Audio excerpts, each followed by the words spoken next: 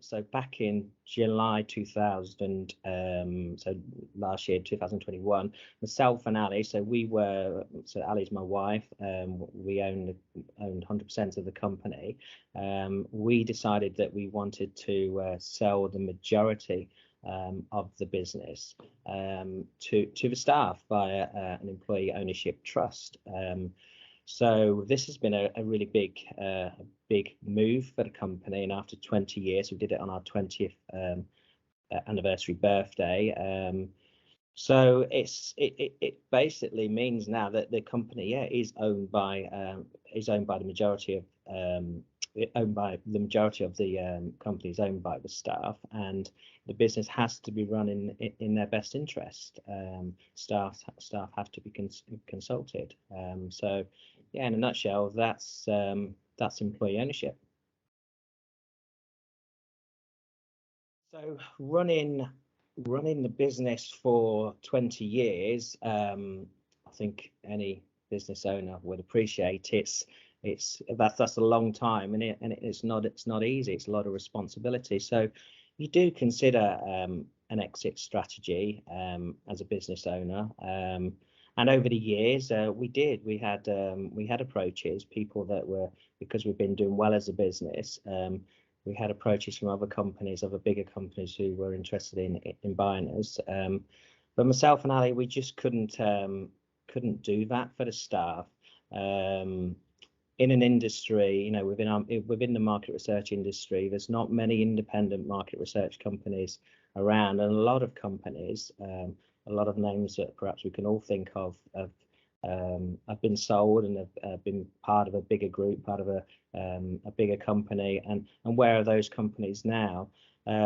So for myself and Ali, we really just couldn't do that. So we came across employee ownership, and we thought, well, this is a different concept, something quite unique, different. And the more and more we looked into it and understood about what employee ownership is, we thought, no, this could be the most friendliest exit strategy for myself and Ali, to get some value out of the business, and also, as well, importantly, to give something back to the staff. The staff have been central to everything at DGS Research in terms of helping us to grow the company and to get us to where we are today.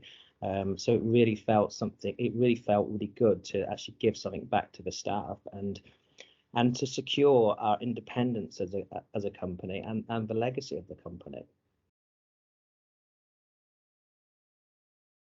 Well, there are some more tangible benefits as well that some staff are particularly interested in. So, we have now at our disposal that we can give for partners who have been within the company for 12 months or more. There is the tax-free bonus that we're able to give staff, and also as well in terms of tangible benefits, not straight away, but certainly within the short term.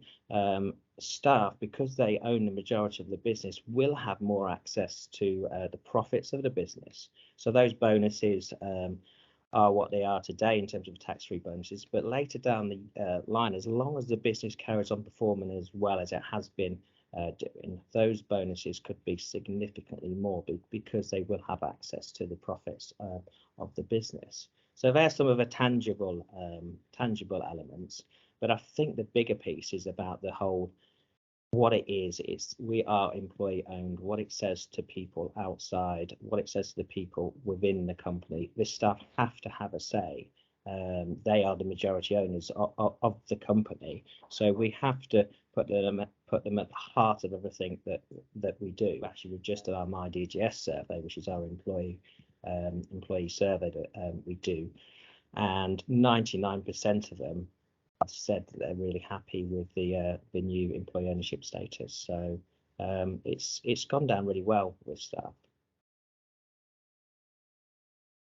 So it is quite different. It is quite unique. You need to learn about it, understand it. So definitely there's some thoroughness in terms of the research. I used the Employee Ownership Association, which were really helpful in terms of educating us about it, in terms of putting us into touch with people, other companies that had been through the process, so we could learn from them the do's and don'ts. So definitely a lot of time understanding what it is and doing your research and understanding whether it's going to be right for you as the business owners and also for your business. It's really important to have a solicitor that has done an employee ownership transaction before. Is really important because again, it is unique, it is different. There are solicitors, accountants out there more and more now are become aware of the model and what's involved, but it is really important that you're in safe hands in terms of finding that solicitor and accountant with experience. And then the actual transaction, it doesn't have to, it's not as complicated, especially if there's no banks involved with the financing. If it's a straightforward transaction, and there's no other party really, so you're not dealing with like someone who's buying the company. It's a lot simpler transaction from that point of view. So it doesn't have to actually take a long time to do all of the black and white legals.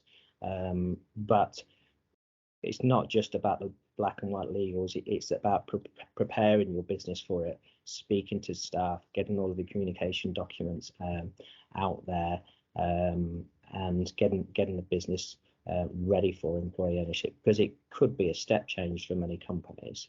Like I say, we were building up to it and putting staff at the forefront and of what we do and involving them in decisions. But maybe some businesses might not be as far ahead in terms of that employee voice.